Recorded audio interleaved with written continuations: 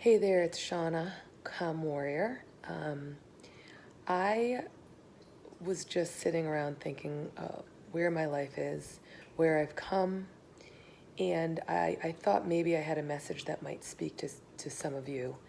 And lately I've decided that I'm just going to share good and bad and not hold back from sharing the bad because so much of what people post is always positive. And I think we benefit, and so do others, by sharing some of the bad things we have gone through in life. And one of the things that occurred to me as I'm working on a second business plan right now is where I've come. I just recently sold WholeFit. I have EarthFit that for me has been amazingly successful, and I've put a lot of hard work in.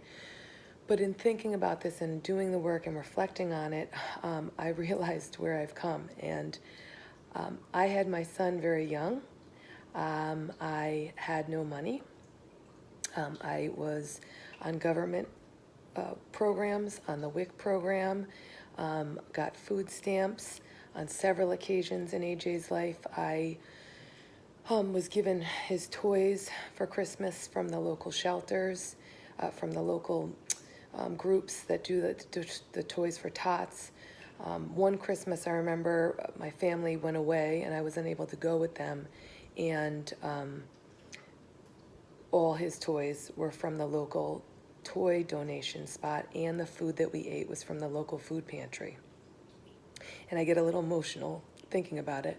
I'm so grateful and thankful for all those programs. Actually, as I'm thinking about it now, my son's crib, his car seat when he was first born was all from a local company that helped me out, non-for-profit, and they helped me throughout the entire pregnancy and beyond. What comes up for me regarding all that is just how hard that was, and the emotion I feel now, still talking about it, is because I couldn't support myself. And so what it did for me is it put me in a place of feeling that I can't provide. I was in constant fight or flight. I had support from family, and I don't want that to be misunderstood. It was there, but it was also my responsibility, and I didn't feel comfortable asking, and I was given some support, but I felt a strong need to try as much as possible to caretake myself and my child, because it wasn't their responsibility. And it also brought, in getting help from those other places, some shame and guilt and fear, because I wasn't enough. And when I would even get anything, I felt unworthy. So all of that to say that I came from that, I overcame that, and I do strongly believe that it was a mindset shift. Even as I got into teaching and I was off a lot of government programs and I was making money, I was still using credit cards to buy groceries, and I'm still getting out of debt from those years. But it wasn't until I changed my mindset, and I remember exactly when I decided to open my business, and I had so many people saying, you're going to give up a solid paycheck. But the truth is my income had gone down every year because taxes had gone up and insurance had gone up. And I was still living paycheck to paycheck and couldn't pay the debt off that I had accumulated for years to survive. And it wasn't a good feeling. And I took a big risk, but I knew that I was worth it. I finally said, I have to change this poor mindset.